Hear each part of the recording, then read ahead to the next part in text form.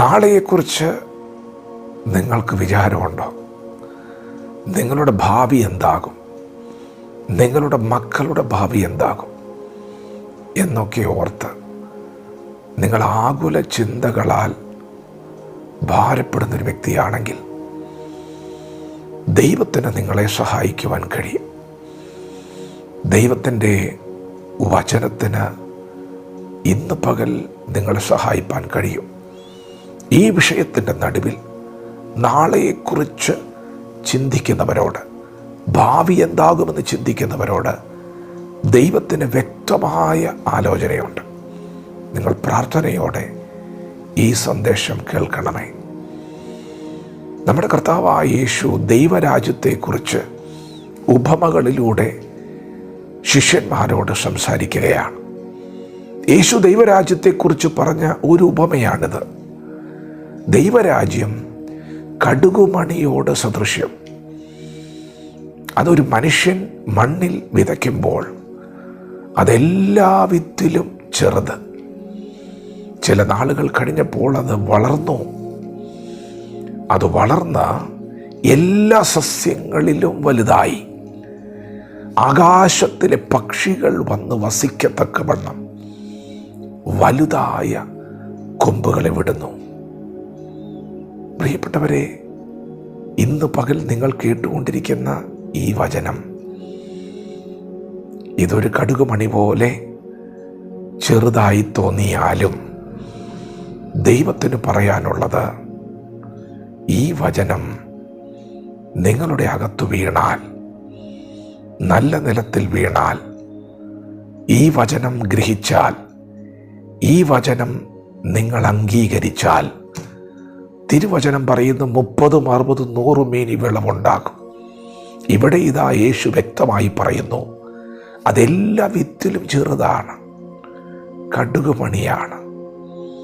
എന്നാൽ ആ വിത്തിൻ്റെ സ്ഥിതി മാറിയതുപോലെ, അത് കടുകുമണിയായിരുന്നു എങ്കിലും ചില നാളുകൾ കഴിഞ്ഞപ്പോൾ അത് വളരുവാൻ തുടങ്ങിയെന്ന് മാത്രമല്ല, അതെത്രത്തോളം വളർന്നു എന്നറിയാമോ? എല്ലാ സസ്യങ്ങളെക്കാളും വലുതായി അത് വളർന്നു. ആകാശത്തിലെ പക്ഷികൾ വന്ന് വസിക്കത്തക്കവണ്ണം അതിൻ്റെ ലെവല് മാറി. നാളെക്കുറിച്ച് വിചാരപ്പെടണ്ട. ദൈവത്തിൻ്റെ വചനം അകത്ത് വീണിട്ടുണ്ടെങ്കിൽ, ദൈവത്തിൻ്റെ വചനം മക്കളുടെ അകത്ത് ഇട്ടുകൊടുത്താൽ, ആ വചനം അവർ ഗ്രഹിച്ചാൽ, ആ വചനം അവരുടെ അകത്ത് വളരുമെന്നാണ് പറയുന്നത്. എന്തു വചനമാണ് നിങ്ങളുടെ അകത്ത് ഇടം പിടിച്ചിരിക്കുന്നത്? നോക്കൂ, ഈ തിരുവെഴുത്തിൽ ഒത്തിരി വചനങ്ങളുണ്ട്. നിങ്ങളുടെ അകത്ത് വചനം വസിച്ചാൽ ആ വചനം നിങ്ങളെ വളർത്തും. നിങ്ങൾ വചനത്തെ മാനിച്ചാൽ ദൈവം നിങ്ങളെ മാനിക്കും. നിങ്ങൾ വചനത്തെ ഉയർത്തിയാൽ വചനം നിങ്ങളെ ഉയർത്തും. എത്രത്തോളം ഉയർത്തും? എല്ലാ സസ്യങ്ങളിലും വലുതായി ആകാശത്തിലെ പക്ഷികൾ വന്ന് വസിക്കത്തക്കവണ്ണം. ഇൻ്റർനാഷണലാ അല്ലേ?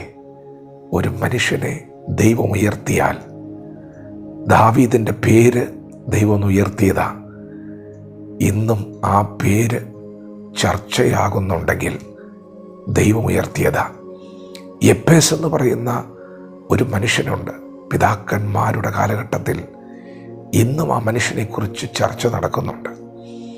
മോശെ, നോഹെ, ഹാനോക്ക്, ദൈവത്തോട് കൂടെ നടന്ന പിതാക്കന്മാരുടെ അഡ്രസ്സ് മാറിയത് അവർ വചനത്തോട് കാണിച്ച ബഹുമാനമാണ്. ശമൂവേൽ പെട്ടകത്തോടെ കൂടെ കിടന്നവനും ചേർന്ന് നടന്നവനുമാണ്. ദൈവവചനത്തെ മാനിച്ചതുകൊണ്ടാണ് ശമൂവേലിനെ ദൈവം മാനിച്ചത്. സാമുവേൽ എന്ന പേര് ഈ കാലഘട്ടം കൊണ്ട് അവസാനിക്കില്ല. വരും തലമുറകളിലും ആ പേര് നിലനിൽക്കും. ദൈവം മാനിച്ചതാണ്. ദൈവം നിന്നെ മാനിക്കും. ദൈവം നിൻ്റെ തലമുറയെ മാനിക്കും.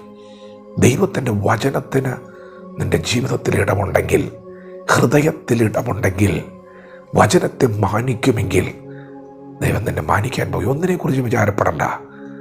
വചനം വായിക്കുക, വചനത്തെ ബഹുമാനിക്കുക, വചനത്തോട് അനുസരണം കാണിക്കുക. ദൈവം നിങ്ങളെ മാനിക്കും, നിങ്ങളെ തലമുറയായി മാനിക്കും. വചനത്തോട് പ്രതികരിക്കാം. ദൈവം നമ്മെ ഓരോരുത്തരും ഈ പകൽ അനുഗ്രഹിക്കുമാറാകട്ടെ. ആമേൻ.